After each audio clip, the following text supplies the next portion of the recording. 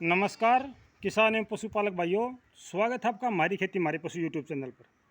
किसान साथियों, आज हम बात करेंगे धान के जड़ के कीड़े के बारे में। कुछ भाइयों ने धान की अभी रोपाई करी है, कुछ अभी कर रहे हैं, लगातार जारी है। और हमारे यहाँ का मौसम तो खुश्क है, बाकी कई जगह पर अच्छी बारिश भी हुई है।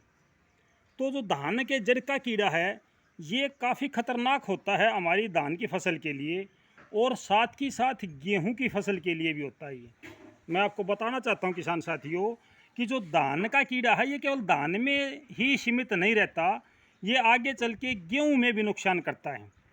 आपने कई बार देखा होगा कि जब हमारी गेहूं की फसल 25 से 30 दिन की हो जाती है, तो गेहूं के खड़े पौधे सूखने लग जाते हैं। सबसे पहले गेहूं के बीच का जो ताज़ा पत्ता निकलता है वो सूखता है, उसके बाद पूरा पौधा सूख जाता है, और वो एक वृत्ताकार आकार में, यानी कि एक चक्र सा बना के गेहूं में, वहाँ पे ये नुकसान करता है। कई जगह पे इसका कि 1 एकड़ में नुकसान देखा जा सकता है। तो ये जो धान का कीड़ा है, ये धान में नुकसान करने के साथ साथ गेहूं में भी नुकसान करता है। इसका पता कैसे चलता है कि हमारे धान में कीड़ा है या नहीं है? सीधी सी बात है, धान में 2 प्रकार के कीड़े हैं। एक कीड़ा वो है जो पानी से बाहर काटता है, यानी कि जहाँ पे पानी खड़ा नहीं होता हमारी फसल में, वहाँ पे काटता है कीड़ा, वो होता है। वो ज़मीन के अंदर से चलता है, वो कीट है, कीड़ा नहीं है, वो कीट है। एक कीड़ा अलग प्रकार का होता है, वो कीट है जो चलता ज़मीन के अंदर से, ज़मीन को बिल्कुल थोड़ी सी नीचे सतह पे जाता है, और वो जहाँ पे पानी खड़ा नहीं होता वो वहाँ पे अटैक करता है और उसको काट देता है। आपने कई बार देखा होगा कि पौधे कटे हुए मिलते हैं धान के। दूसरा एक सफ़ेद कलर का काले मुंह का कीड़ा है जो पानी के अंदर काटता है, जड़ के आसपास से वो पौधे को खा जाता है।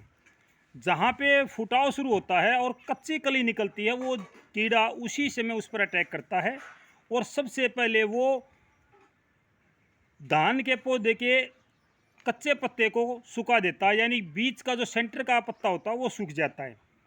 ये एक मेन समस्या धान में बीमारी जो है अभी चली हुई है, और ये लगातार अगस्त तक चलेगी। जुलाई और अगस्त में इसका प्रकोप ज़्यादा रहता है। जैसे कि हमारी जो धान की फसल है वो फुटाव करती है, फुटाव जितने होते हैं उतना ही इसका अटैक बढ़ता जाता है। जब फुटाव बंद कर देती है और पौधे परिपक्व होने लग जाते हैं, तो ये कीड़ा फिर नुकसान नहीं करता, यानी कि इसके बस की बात नहीं रहती, फिर ये ज़मीन में सुप्त अवस्था में चला जाता है। तो इसका क्या समाधान करें, किस प्रकार से इसकी रोकथाम हो, मैंने आपको बता दिया है कि इसकी कैसे पहचान होती है। भाई हमारे खेत में जड़ का कीड़ा है या नहीं है। हमारी जो जड़ का कीड़ा है, पौधे सूखने लग जाते हैं। दूसरा, फुटाव कम मिलता है। तीसरा, पौधे की हाइट भी कम हो जाती है जिसमें जड़ का कीड़ा होता है। कीट जिसके अंदर होते हैं नीचे ज़मीन में, जड़ों में, वो पौधा ग्रोथ कम लेता है, फुटाव कम लेता है, स्वस्थ नहीं होता, वो छोटा रह जाता है। तो इसके लिए 3-4 प्रकार की दवाइयाँ मार्केट में उपलब्ध हैं। सबसे पहली बात करता हूँ फ्यूराडान, यानी कि आपको पता फ्यूराडान 4G या कार्टप हाइड्रोक्लोराइड 4G, जिसको बोलते हैं आप पादान, अरे हथाड़ी, गुलाबी हथाड़ी, आप क्यों कुछ ही बोल सकते हो। अगर इस प्रकार की 4G जो है, 4G के नाम से जो दवाई आ रही है मार्केट में, अगर आप उनका प्रयोग करना चाहते हैं अपने खेत में, तो आप 1 एकड़ में 8 से 10 किलो डालें। और उस समय खेत में पानी होना बहुत ज़रूरी है, चाहे 1 इंच पानी खड़ा हो, चाहे 2 इंच पानी खड़ा हो, लेकिन पानी होना ज़रूरी है, क्योंकि ये पानी के अंदर जहर बनाएंगी और तब वो कीड़ा मरेगा। इसको आप यूरिया खाद में मिला के भी डाल सकते हो। 8 से 10 किलो फ्यूराडान है, कार्टप हाइड्रोक्लोराइड है, फ्यूरिक बोलते हैं जिसको, फ्यूरी, वो भी आप डाल सकते हो। 4G के नाम से 4G होती हैं जो, वो कोई भी चीज़ है, वो प्रति एकड़ 8 से 10 किलो की इसकी मात्रा हमारे जो कृषि विशेषज्ञ हैं वो सिफारिश करते हैं। दूसरी बात आती है, अगर आपको ये नहीं मिलती हैं तो आप इसके अंदर थाइमेट और फोरेट 10G, थाइमेट फ्यूरेट 10G, वो 4G थी, ये 10G है, तो इसमें आपने मात्रा घटा देनी है। अगर थाइमेट ट्रैक्टर ब्रांड की आपको मिल जाती है, जो साइनामिड के नाम से होती है, साइनामिड ट्रैक्टर ब्रांड, तो आप उसको 2.5 से 3 किलो 1 एकड़ में काफ़ी होती है। अगर आप फ्यूरेट डालते हो, जो पीले पैकेट में आते हैं फ्यूरेट, अगर आप डाल रहे हो तो आप 4 किलो प्रति एकड़ के हिसाब से डाल सकते हो। उसको भी आप खाते में मिला के डाल सकते हो, कोई दिक्कत नहीं है।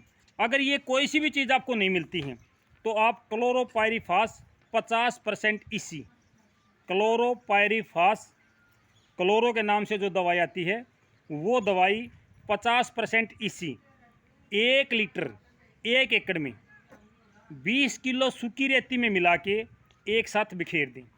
अगर आप क्लोरो डाल रहे हो तो पानी खड़ा हो या ना खड़ा हो कोई ज़रूरी नहीं है, लेकिन ज़मीन में पर्याप्त नमी होनी ज़रूरी है। अगर आप क्लोरो डाल रहे हो तो आपको ज़मीन में पर्याप्त नमी का होना ज़रूरी है। अगर आप थाइमेट, फोरेट, फ्यूराडान, कार्टप, हाइड्रोक्लोराइड डाल रहे हो तो उस समय पानी का होना ज़रूरी है, क्योंकि ये दवाइयाँ पानी में संतुलित होती हैं और क्लोरोपाइरीफास नमी में भी संतुलित हो जाती है। ये दवाइयाँ आप अपने खेत में डालेंगे तो आपके खेत में जड़ का कीड़ा बिल्कुल नहीं रहेगा। आपका जो धान है वो स्वस्थ होगा और अच्छी ग्रोथ करेगा, अच्छे कल्ले निकलेंगे, अच्छा फुटाव निकलेगा उसका। इसमें जो थाइमेट फोरेट है वो काफ़ी हार्ड दवाई है। किसान भाई सावधानी से इसका प्रयोग करें, क्योंकि ये किसानों के लिए घातक होती है, नुकसानदायक होती है। जल्दी से जल्दी इसको खेत में डाल के बाहर निकलें और अपने घर जाके कपड़े बदल लें और साबुन के साथ स्नान जरूर करें। इस बात का विशेष ध्यान रखें कि थाइमेट सबसे खतरनाक दवाई होती है, जो 10-15 मिनट के समय के बाद अगर कोई उसके पास रहता है तो उसको चढ़ सकती है, उसको नुकसान हो सकता है, उसके ऊपर असर कर देती है।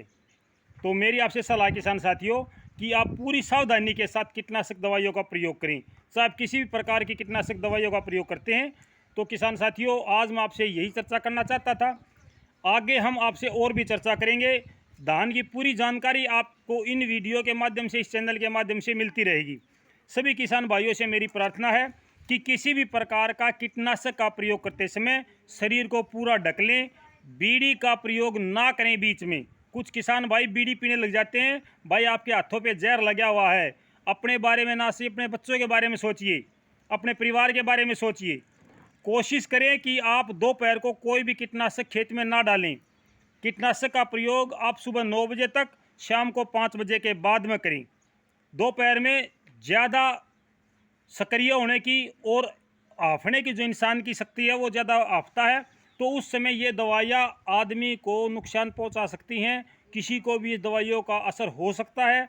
अगर आपको उल्टी लगती हैं, दिल मतलता है या आपको आँखों में धुंधलापन दिखाई देता है तो किसान भाई जल्दी से जल्दी आप डॉक्टर की सलाह लें, डॉक्टर के पास जाएं और जितना जल्दी हो सके आप साबुन के साथ स्नान करें। घर आके ठंडे पानी में, जैसा कि आपको पता है, ज़्यादा पानी आप डालें शरीर पे, उसके बाद में आप डॉक्टर से संपर्क करें। तो आज के लिए इतना ही था किसान साथियों। कल फिर एक नई वीडियो के साथ आपके साथ हाजिर होंगे। तब तक के लिए नमस्कार, जय हिंद।